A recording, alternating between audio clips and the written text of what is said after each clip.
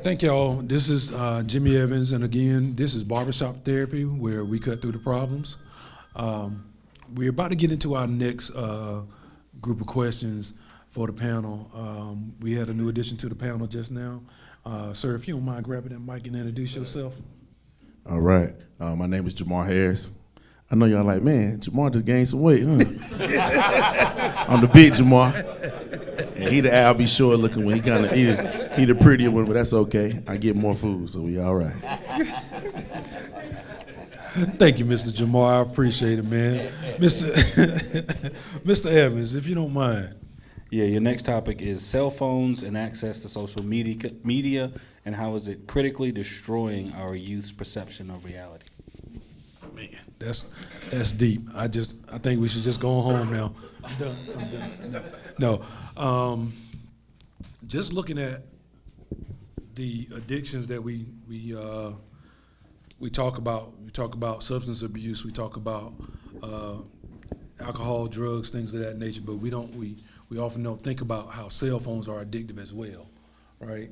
And how it's affecting our kids. As a '70s baby, I remember the TV going off at 11 o'clock, and you find that red, white, and blue come on. And that's what. What Lenny Williams said. I used to watch television until television went off. There you go. I played my music till I just didn't want to hear that anymore. But these days, we're always tapped in. We're always locked in. You can go from 6 that morning to 6 that night, 6 that night to 6 that morning, and so we want to blame the kids and they're addicted. But how many of us as adults can look at your screen time on your phone right now and say you got less than 2 hours a day on your screen time?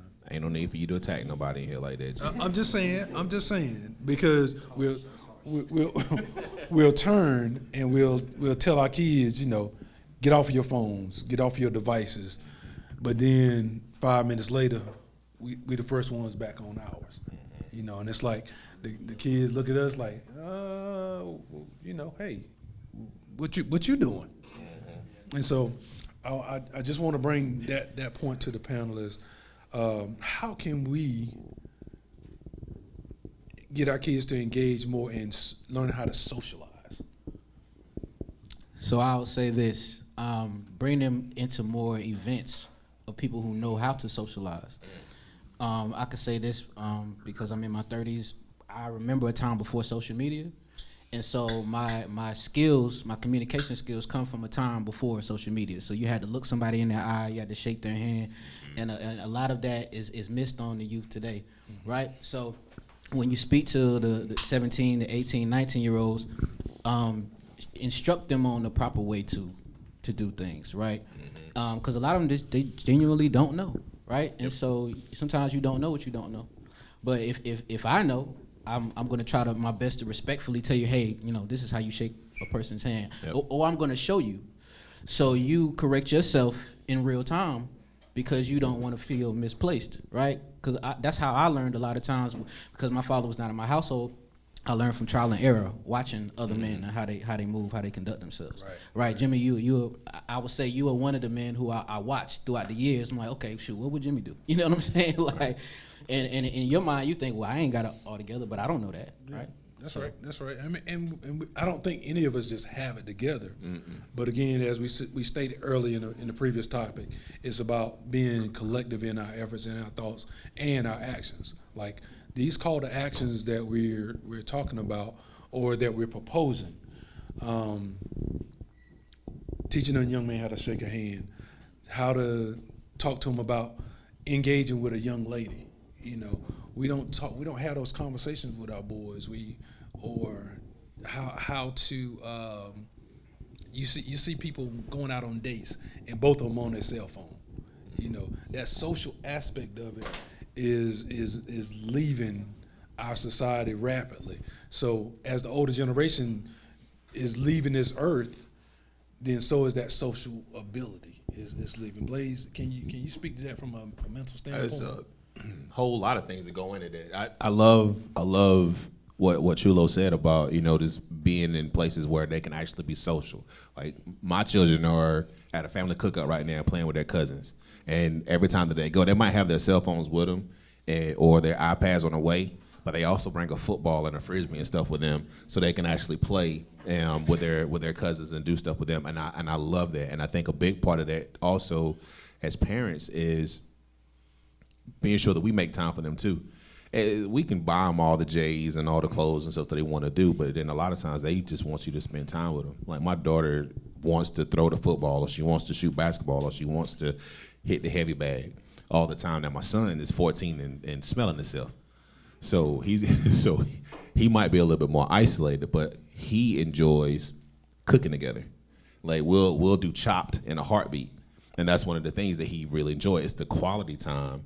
It's the fact that you make time with them. Now, my daughter also does karate, and a lot of the things that she's learning in karate is how to be a leader.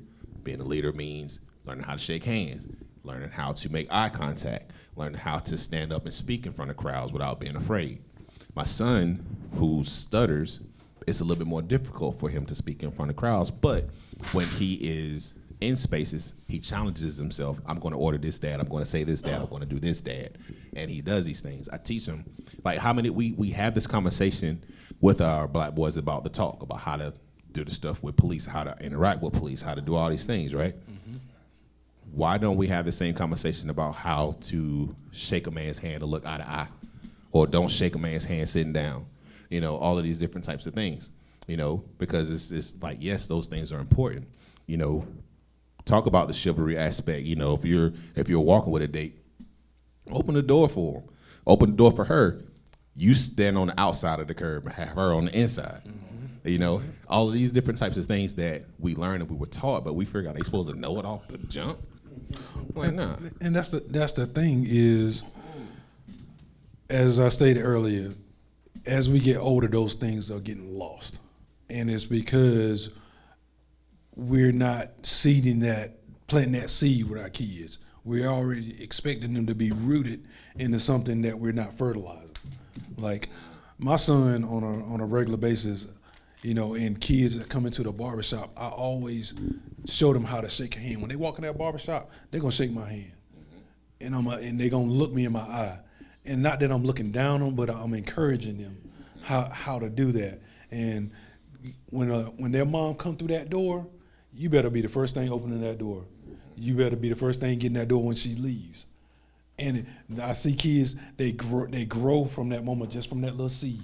They'll turn around and they'll say, oh, Mr. Jim is watching. Okay, what you gonna do when I'm not watching though? All right, because I'm not gonna be there to watch. It's gotta be growth in you. And that's the interesting part. When I see that kid out and they see me and they're like, I got that. Mm-hmm. They feel confident in that moment. And so it kind of goes back to something little Jamar said earlier. This will be the only time I'm ever going.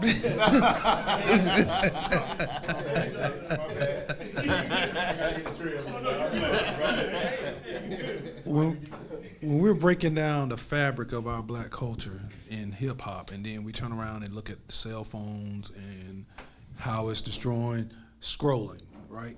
Everybody's doing the death scroll, and they're looking at what everybody's perceived life is. It's a perception. It's what they want you to see. That's the thing we got to get to these kids. That's what they want you to see. You don't know the background story of what they're doing. You have so many of these young folks that only believe the right here and now, or if somebody tells them this got to be true. Terry was telling me earlier just about being in the moment.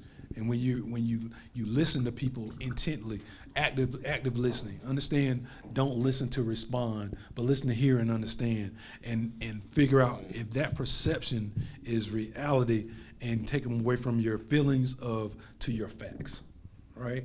And I just want to tap on and just kind of stay in that space for a minute. And would anybody in the crowd have a thought on that?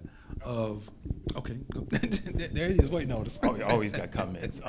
So the internet's not a bad thing. Like the data and exposure is not a bad thing. I mean, actually, I think these kids are more exposed and probably compared to where we were at their age, their worldviews are so much broader. I grew up in New Bern, so my worldview was whatever New Bern could teach me and whatever I could get from a 1985 set of world book. That was it.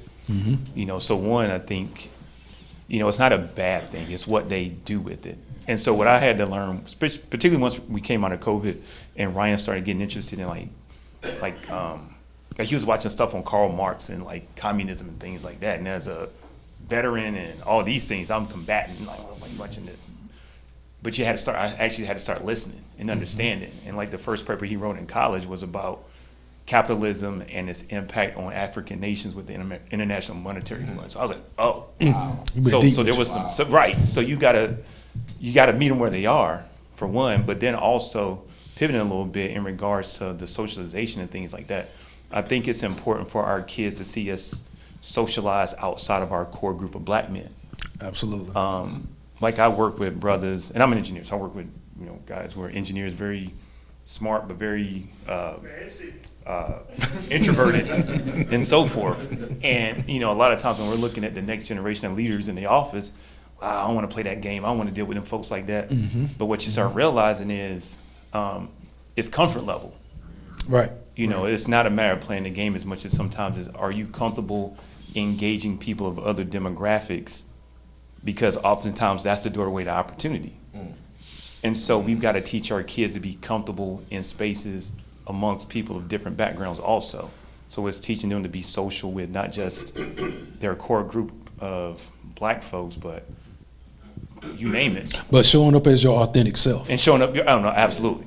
So like Ryan, he works at Brooks Brothers, he got his locks, and I, I struggle with that. Even with our oldest son, we went fist to cups on natural hair and stuff, so I had to get over some things as a black father too, about the stereotypes and stuff like that. But once he learned, and I'm speaking about my youngest, once he learned to embrace his, being himself, now he's working at Brooks Brothers, he's having to dress people, and typically we don't go into Brooks Brothers. Right. And so it's other demographics that he's having to have intimate conversations with and so forth, and he's comfortable in that space because he sees me do it. And that's not to toot my horn, it's just I'm very deliberate in the work I do. I have to. But you're showing an example of how to do it. How to do it. The why. And the why. And I think part of it too is recognizing that, what I explained to him is some people call it code switch and some people call it being a chameleon. A chameleon adapts to its environment to survive and thrive. So it's still a chameleon. It's just that you're recognizing the environment around you, how to connect with it and blend in to grow. And that's one of the things we've got to make sure as we focus on our kids being more social, we don't want to miss out on that aspect of being social, being able to survive and engage this much broader world because it's so much bigger than just us as black folks. Man, that's impactful and important, man. Anybody want to add into I got quick points I want to make. I know we focus a lot on the social part, but talk about the media part, right? Media is news, which means a message is being sold. So a lot of times, I never really looked at myself as so much of a victim until I see 5 videos of one of us getting shot. Yes. Right? So at the end of the day, you got to realize this is affecting how you perceive yourself. If you see too many images of this, quote unquote, this type of image, then you start looking at yourself as like, well, maybe I am a victim. Questioning yourself. And then you walk outside scared, right? Because that's honestly why I don't like watching the news, right? Because a lot of times it'll shape your perception of the world before you go outside. And I know people who, especially with COVID and all that, people were scared. Like it was a lot of fear mongering, right? So people they'll be afraid to leave their house. It'll literally cause you to go into depression because of something you haven't even faced yet, right? So it's interesting because sometimes I talk to women, we'll talk about dating, right? And they will give me fear that someone else has placed in their head, something that we haven't even faced yet. Some of their aunties or mamas told them what's gonna happen. And I'm like, yo, I know you for 2 weeks. Mama. Like, you don't even know me. That's not my character. Judge me on my own merit. Yeah. So I should have saw it as a red flag because on a social media, right, 600 followers following 5,000 people. It may not seem that crazy to y'all, but at my age, that's saying something. You are a follower, and it's a lot of things that you are heavily consumed in what everybody else is saying and everybody else's opinions. You're not forming your own opinions, and that's a problem, especially like with dating. Because I need you to show up as your authentic self, because that's what I'm gonna do. So, with that being said, when you find people that are constantly scrolling, constantly, engaged in social media, and a lot of people are sliding into DMs. They're going on the dating sites. Everything is done through some form of social media these days, and not the, I said, old-fashioned way of, I see somebody on the street, hey, she looks interesting, and this is what I tell my kids now from my experience to dating. I tell them go in with the intentions of making a friend first before you do anything, instead of jumping out, because you're gonna find some fine women. You're gonna find some women, you look at them, your mouth gonna drop and hit the floor. But does their beauty match their personality? Right. Does their character match their beauty? Go ahead, brother. First and foremost, Big Jamar. This brother right here, he said something I don't want any of the men to miss, because I missed it because I didn't have my father.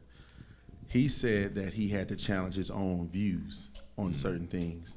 When we're trying to connect with our boys, you have to realize that this is 2025. This ain't 1983. This ain't 1979. This ain't 1995. If you're on your way to Atlanta doing God knows what. Because sometimes we forget that we made a lot of mistakes and we were imperfect beings made of dirt. Still are. With the Most High Spirit in us. And we have to humble ourselves, because the first thing man ever struggled with was pride. Yeah, that's right. It's the only way Eve fell, because man wanted in his pocket. And then didn't want to admit it. Being able to recognize that we have to meet our boys where they are is a key component to making and breaking the curse. Mm-hmm. My son don't like none of the stuff I like. Mar, no, I like sneakers, I like vinyl, I used to DJ, I like rapping. Now he's starting to rap, but what I had to learn in order to bring him into my universe, I had to start watching Dragon Ball Z.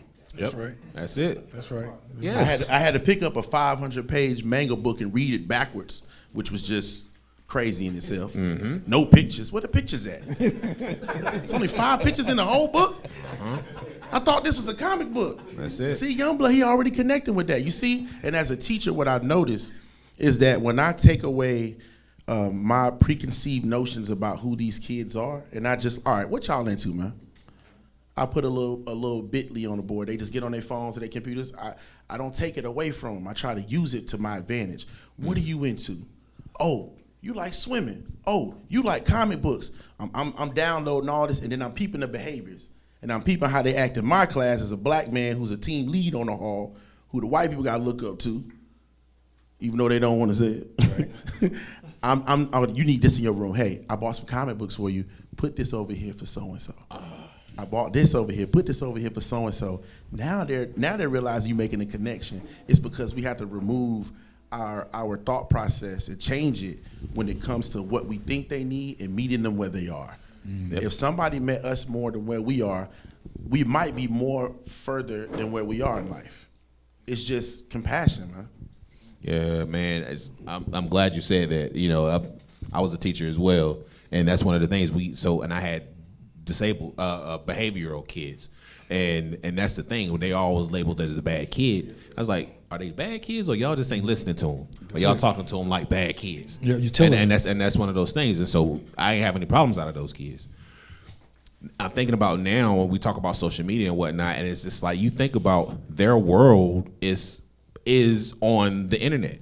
Like when we were in school, we 1998 is when we first started and start getting into it. They were born with it, and those are the things. And it's like what Ryan said earlier was like it's not a bad thing. It depends on how they use it. YouTube is very popular amongst the young ones. So many people, so many creators that they are watching and what they're doing or whatnot. And if they're watching certain things, it's a lot of positive impact to it. Like, because you see these parents interacting and doing things, and they're creating with their kids. And it's a beautiful thing. It's a learning opportunity. My daughter, she watches YouTube religiously. I also think she's neurodivergent, so she has to have so many different things going on at one time. She creates her own YouTube page, teaching people what she learns in karate, teaching people what she's learned as far as how to throw the football the proper way. She's doing the languages and stuff that she speaks if she's trying to learn a different language. So, and she follows people who does the same things who are going to help her get better.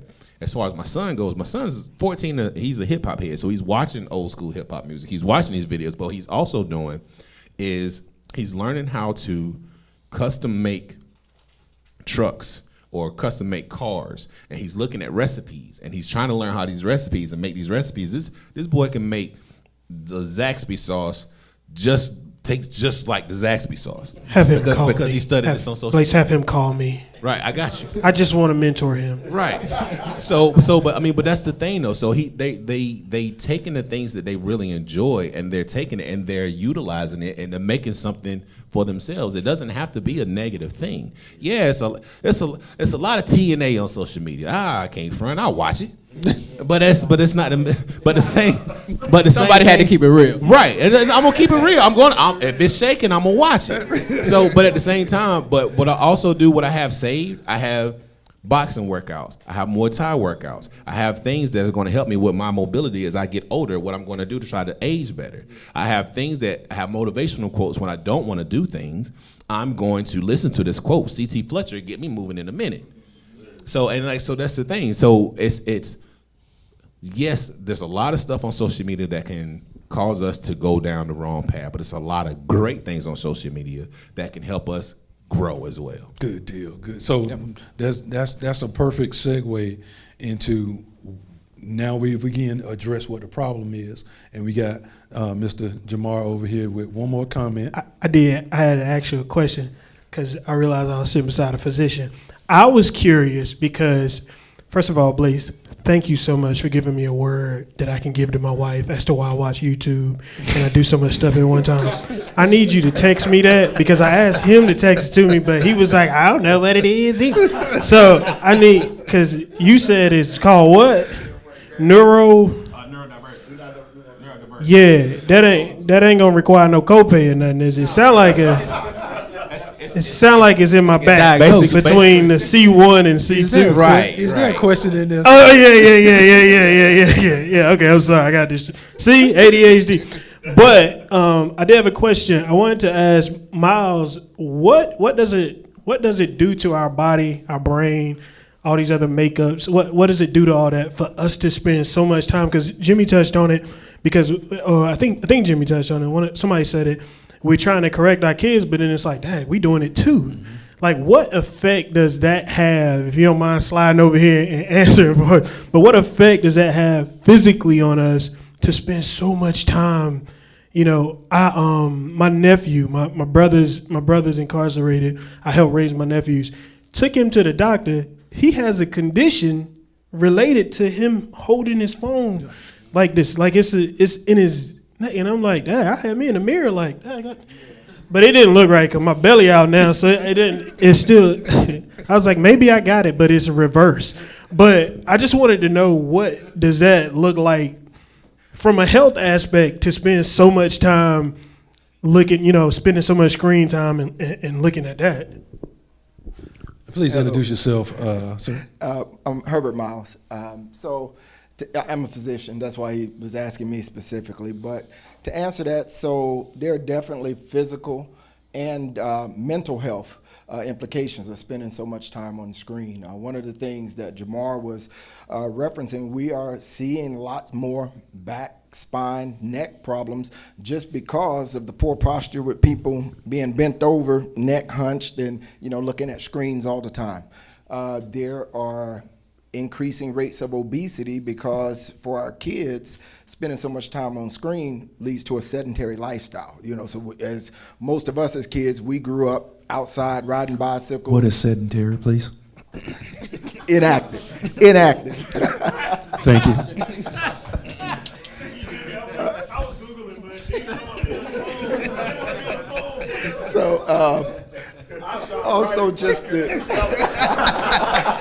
Could you give us correct spelling, please? So basically, most of us grew up outside playing, riding bicycles, racing, doing these things. But kids these days are or sitting in the room, just on television or on the computer or on the mobile phones. They aren't being very active, and so that leads to their obesity.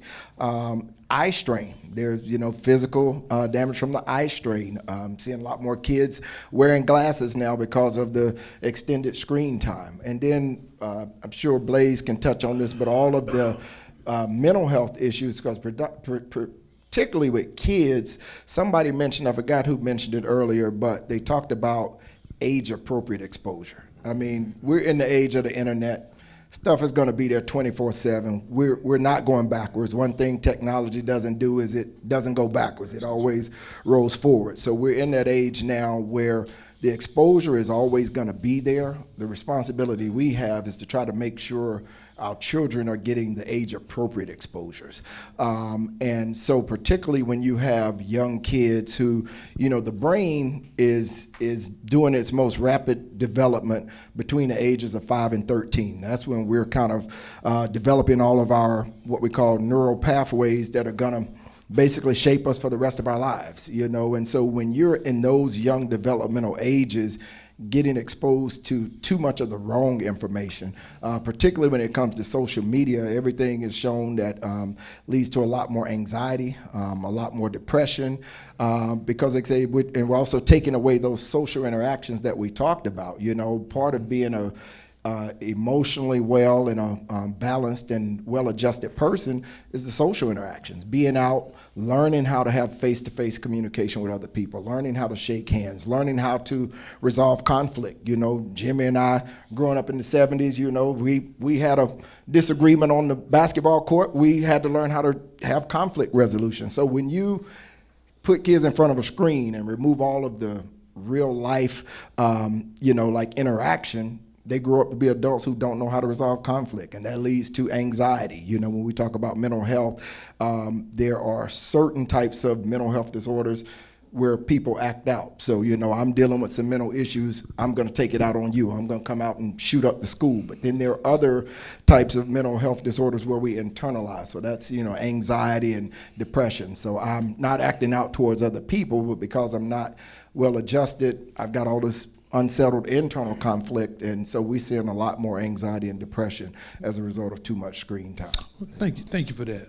We got one more comment. I just want to give a stat so that everyone knows how bad this situation is in terms of the hours, right? Right now, based on the studies out there, from ages 13 to 18, the average child in the U.S., actually globally, 13 to 18 spends upwards to 9 hours a day on their phone. 9 hours a day comes out to 3,300 hours a year. If you were to break that into days, that's 136 days out of 365 days that they're on their phone. So we just have to think about how we manage that in that time. Thank you for that, and everybody just soak that in. That was 38 days that our kids, but not just our kids, adults are also using that same amount of time. Can I just offer a quick, I just thought about this. It's like our kids, they do a lot of FaceTiming or they talk to each other on the computer, right? Mm-hmm. So why don't we just suggest, hey, why don't you either call them and y'all meet up in real time, like in real life, right? That's a term now in real life. In real life, that's right. Because it's a difference, right? I'm like, when somebody said it to me the first time, I'm like, what does this mean? Real life. In real life. Okay. I thought everything was real life, but maybe I was tripping. IRL. I need to do this IRL. Right. Okay, cool. So, but that's the thing, right? It's like, okay, why don't you get this person's number, call them, don't text, right? Because that's the thing too. Some people There's don't. more time on the phone. Exactly, because you have to hear somebody's, tone of voice, right? And then actually go out and do something outside. Go touch grass. Go do something outside. That's perfect. So that's a perfect segue into the last topic that we have, right? Is how are we raising the generation of men to be leaders in their families with so many distractions? The conversation being surrounding emotional awareness, choosing a mate, and what it means to be a parent when they get to that age, because our maturity level, right? and we're not having those conversations with our boys or our children, because I'm a father of of boy and girls. So, you know, you want to be able to have that conversation with your daughter, but our boys are sorely lacking in those things, emotional awareness, and how to have a conversation with a young lady. You know, what anybody got thing to add to that right now? I got something. Come on, talk to me, young buck. First of all, hey everybody, my name is Introduce Malik. yourself. How you Thanks. doing? I could say definitely when it comes to how should a man communicate with a woman, we often say, you know, just be cool or just be this or, you know, be something other than yourself. We're not telling these young men to just be yourself. That's right. That's it. And I think unfortunately, where we fail at that, there's some of us, you know, who can, you know, may articulate ourselves a lot better than most of, you know, black men. And so they'll get listed as, you know, the nerd or the geek or he's weird or something like that. And it's like, I'm just being myself. But it's like, I was just told to be this. So it's like, how do I continue to do that? Just continue to just be yourself, because otherwise somebody is going to notice and see that it's actually cool to actually be yourself. Unfortunately, you know, especially this day and age now, a lot of them don't know how to, because they don't know how, I guess, have that proper guidance to communicate. And that's where we come in, where we have to show. And also, too, piggybacking for the household, I saw a video a while back saying if the man, it was something like, if the man does not keeps the household, you know, out of chaos, then everything in the household is chaos. Like if the man is in chaos, then the house is. That is absolutely true. That's one thing I've actually noticed and seen, and actually, you know, I've seen it. You know, it's happened to like a couple of people that I know, and they didn't understand what was happening, and I saw that video, and I told them, you know, and once when they saw that, they was like, oh. Man, good. Thank you for that. I want to add to what you just said, right? When we talk about generationally as parents, my father is 78 years old. His father, you know, obviously was born in the 1920s, and his grandfather was born maybe in the 1800s. And generationally, we have not been taught that communication skill. We have brought chaos to our house unknowingly, because, you know, it's just been the thing. Like in sharecropping back in the 1800s, parents didn't have kids because I love my baby and I want to have 9 kids, I want to have 14 kids. They needed somebody to go in them fields. They needed somebody to run them crops every day. You know what I'm saying? Yep. So they brought kids into this world as, lack of a better word, the new slavery. You know what I'm saying? That's what they were taught. That's what they were seeing. That's what they were doing. And so that man had one space that he was in control of, was his household. When he came into that household, he ran everything in that household, because when he left that house, he was everything but a child of God. He was a boy, he was a nigga, he was all those things. But when he came in that household, he brought that trauma back home. Yep. That's that chaos that the young man was talking about. And so when it's learned generationally, it's time for us to break that down. And we're gonna have a few more comments. Yeah. Can I expound on something real quick? Like I said, I was raised by majority women, so I had a conversation with my aunt one day. And I was telling her I feel like as a young man I was raised unbalanced, right? Because a lot of my perception of women came from women, right? And as a man, you know, a lot of things that we learn you have to hear them from a man, because there's a difference between knowing how to coexist with women and knowing how to be with a woman, right? So it's like, at the end of the day, if you want to be with a woman, there's certain things that a woman's not going to be able to tell you because she's speaking from her perspective, right? You have to hear that from men. So it's important for us to, be there for the younger generation to tell them what they can expect, right? Because I had to bump my head a lot to realize, okay, so this is how women behave when this happens. Because I feel like there's a list of things that they say they do, and there's this other list that things that actually happen. Because we all react. Because you're exactly. So we got one more comment. Very quickly. You guys are absolutely right. We got to have these discussions. But more so than having these discussions, we got to be that role model. We got to show them how it's done. That's right. I've got 3 boys and 1 daughter, right? And I've always told them that, everyone you want to be with is not really meant for you. That's you know right. what I mean? So don't be pressed. Relax. They see how I treat their mother, and my oldest son is by someone else. We raised him at the age of 10. We got custody. But nonetheless, I treated his mother with utmost respect. Although we weren't together, we had to learn how to co-parent. That's right. And we had to co-parent properly. I had to show my sons how to treat a woman, how to talk to a woman. I showed them. We had some conversation, of course, but they heard my tone, and I still date my wife. We still have a good time and stuff like that.